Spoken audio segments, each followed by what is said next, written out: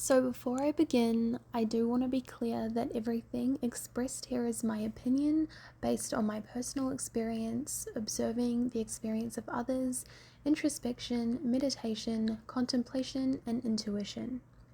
At first glance, it appears that destiny and the law of assumption are contradictory to each other. So I wanted to break down why I believe this is not the case and how these can actually work together.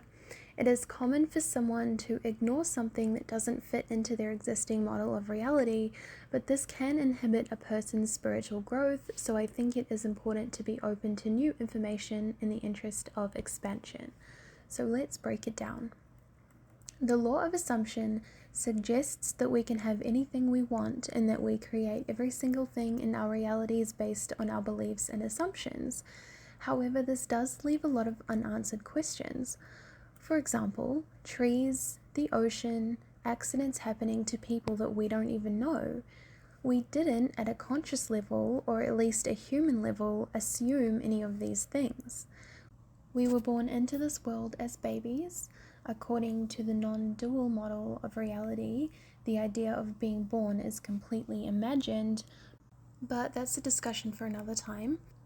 And as babies, we certainly were not consciously deciding that there were going to be trees, oceans, the sky, and so on and so forth.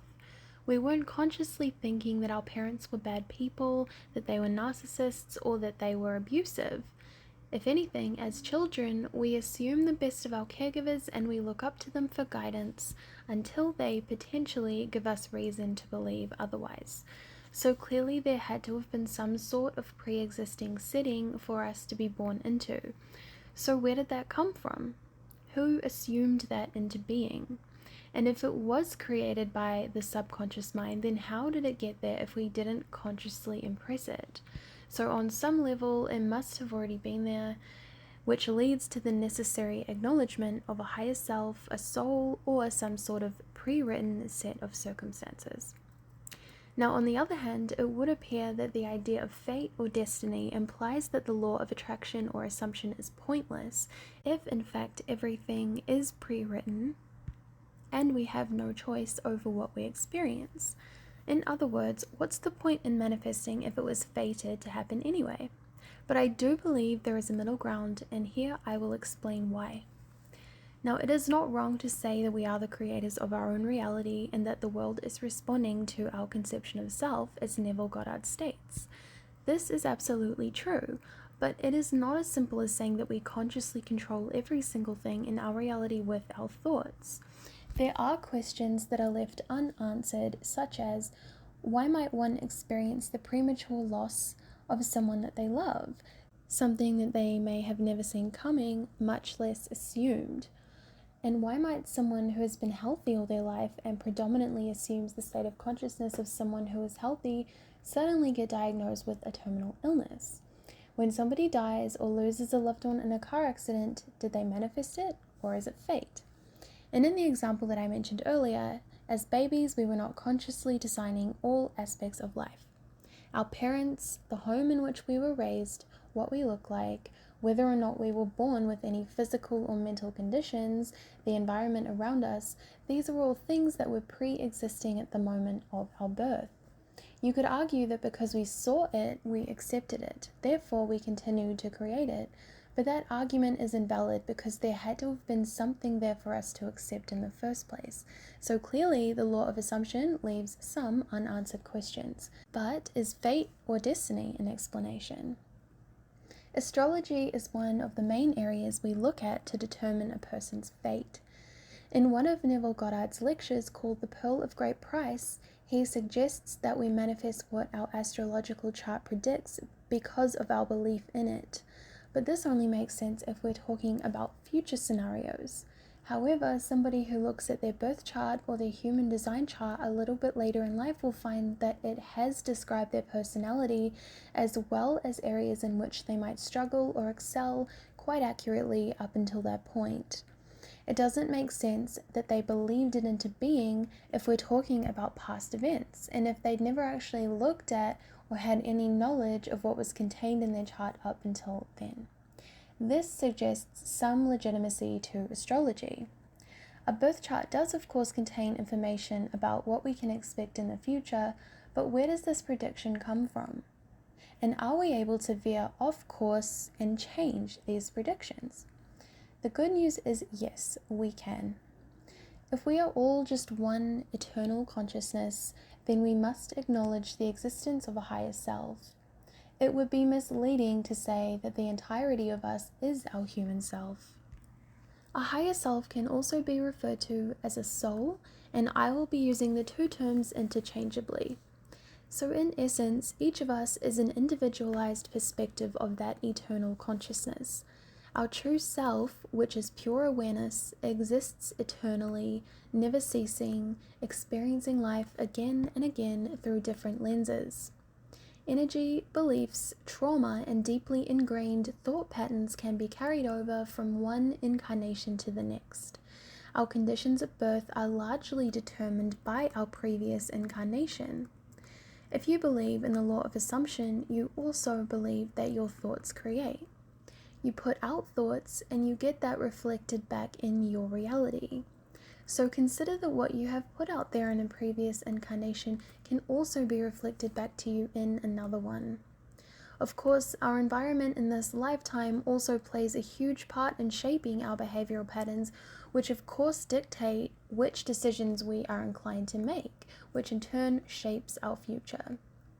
Whether or not we incarnate automatically solely based on previous karma, or whether we choose our bodies as a soul, nobody can say for sure. But whatever the case, ultimately, it's still us dictating our own future. If it is entirely based on karma, it means that we are responsible for our actions at every given moment. The universe will always balance the scales. It will always right itself. So be aware that actions do have consequences, and whether it's in this lifetime or the next, we will ultimately receive back to us the energy, whether it be negative or positive, that we put out. If we do retain a sense of individuality after death for a period of time, then perhaps we choose our bodies with their particular astrological placements for the purpose of aiding our spiritual growth. If we do have negative karma stored in our subconscious, then this may cause us difficulty in our current incarnation. This will of course manifest differently for everybody, but it may potentially result in the manifestation of physical illness, even if the person has been healthy all their life and did not assume the consciousness of somebody who was sick. It may also be stored resentment, hate, or anger that, if not healed, manifests in physical illness. Additionally, a person refusing growth and keeping themselves stuck can also lead to pent-up energy expressing itself through the body. So you see, it was still your subconscious mind creating it all. However, in some cases, it is subconsciously stored and carried over from a previous incarnation. No matter the case, it does not seem that our birth or choice of body is ever an accident. It's never arbitrary. The same can be said for one's death. I do believe we choose our death before we even incarnate, although again this is just my opinion, and I'm aware that there will be some people who disagree. If someone dies young, it is not some evil god deciding their fate. It is not because we imagined or assumed it for them in our reality. It is a result of that individual's karma or that person's higher self deciding to experience a shorter incarnation if they achieved what they needed to achieve in that short time. But in either case, it is still that person's choice. We must not make the mistake of thinking that our higher self is separate from us. True, we also have the ego, but the ego is not us.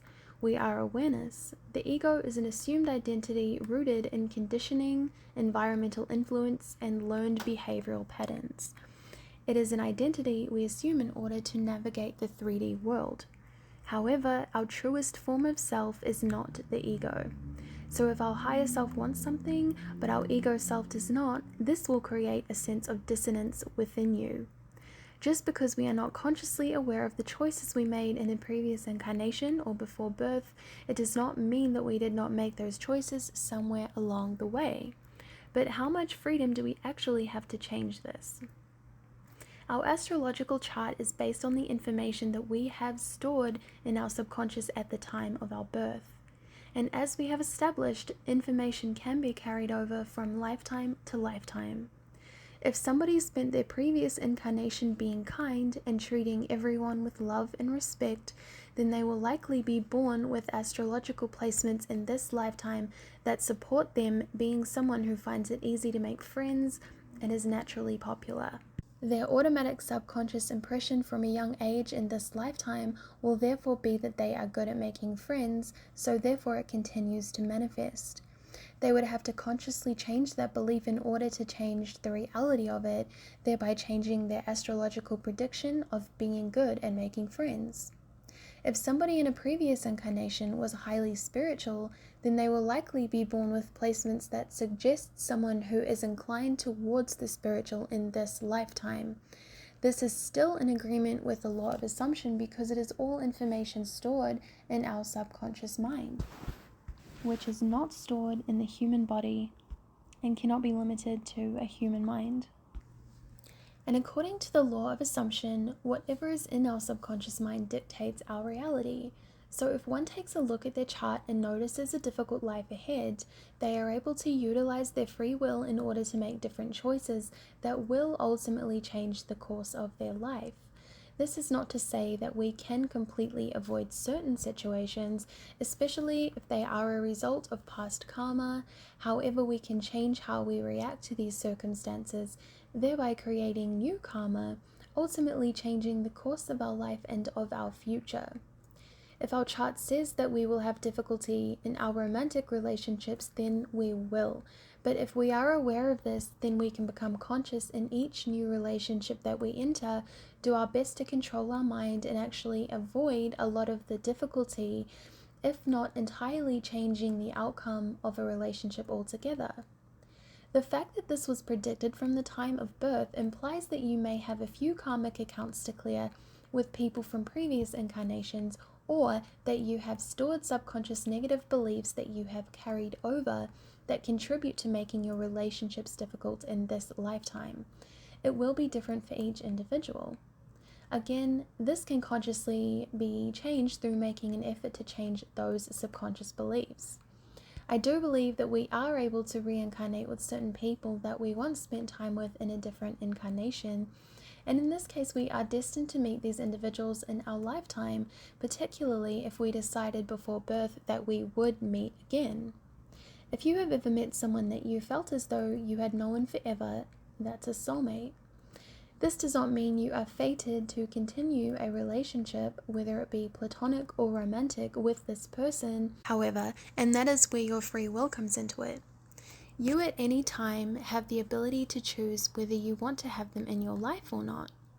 If you have a relationship with someone that is based on karma from a previous incarnation, the energetic pull towards them will dissolve once you have healed the karma between you and that person. Now, some people may not believe in karma. However, the more you grow spiritually, the more you'll be naturally inclined to start treating everyone in your reality with love and kindness. Even if you don't believe in karma, I do think that on some level you would be afraid to go around doing bad things because subconsciously you know that you will have that reflected back to you at some point. As we are the ultimate designers and creators of our reality, we do have the ability to create any life that we desire. But we need to talk about where desires actually come from. Remember that our higher self is not limited to the conditioning of the mind, so it has access to a greater perspective than the human egoic self. Our higher self ultimately knows what is best for us. The voice of intuition will let you know what this is by letting you know if something does and doesn't feel right. Many people are triggered by hearing something like this because they think it means that they are not in control. But our higher self is us, the true us. We are not separate from our higher self, and our higher self is not some unjust God who refuses to give us what we want. The more you awaken, the less you will identify with the ego and the less you will desire control. The more we awaken, the more we are able to tap into the flow of life and operate from our higher self rather than our ego. If we desire something, then that desire comes from our higher self. That desire is something that we are meant to experience, which we can call our destiny. We still have the free will to go down a different path, however, it is not likely that you will consciously choose a path other than what you desire to experience. Our astrological predictions indicate areas towards which we will be naturally inclined, and if not consciously changed, this becomes our fate, as this is what we will naturally gravitate towards. If a person's chart says they have the design of somebody who is suited toward a particular field, such as science, then they will want to pursue science. They will gravitate towards science. They have the free will to choose another profession, but that is unlikely what they will choose. In this regard, if someone moves through their life unconsciously, they are going to end up living the life that is destined or predicted for them. But again, our desires come to us for a reason, and our desires are things that are meant for us to experience, and we can't exactly choose whether we desire something or not. We either do or we don't.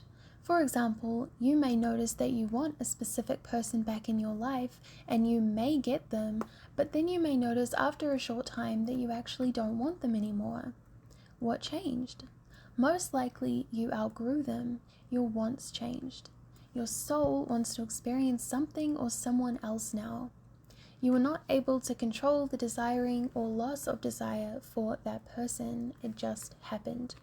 While it is possible to manifest a specific person back into your life, the chances are that you won't be able to manifest them back if you feel this way, because internally you are at odds with yourself.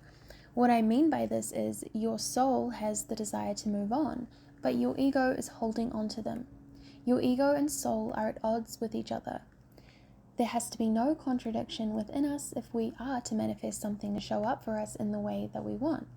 I've seen time and time again someone wanting their SP to come back after a breakup and claiming that it has to be that SP or specific person or no one. They then get them back and then they realize that they don't want them anymore. Or they just break up again because it's what they thought they wanted, but then realize it isn't, and that there is someone out there who is more of a match to the current version of you. The desire to hold on to something forever is an ego-based desire. It comes from fear of loss, and it comes from the belief in separation. But the truth is that as we grow and expand spiritually and even just mentally, we can and we often do outgrow certain people, places, things, or situations. Of course, we can also manifest the things that we don't want.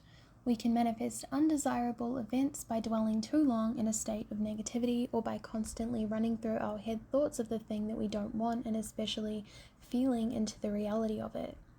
In this case, your whole internal state is dwelling on that negative thing, so there is no contradiction within you, hence it manifests. An example of this can be someone who has trust issues within a relationship. Your partner may be completely faithful to you initially with no intention of ever hurting you, but then because you keep expecting to get cheated on, you will start to manifest little evidences of that, and that will fuel your belief even further until one day you actually get cheated on. So again, anything is available for you to manifest, but it requires total mind and soul coherence, energetic coherence. It might be difficult to manifest something when your soul is pulling you in the opposite direction. Another way to word this would be to say that when internally you know that something isn't right for you, it may be difficult for you to manifest because your whole being is not aligned in one direction. So you really have to ask yourself if you want to move in the opposite direction of your soul.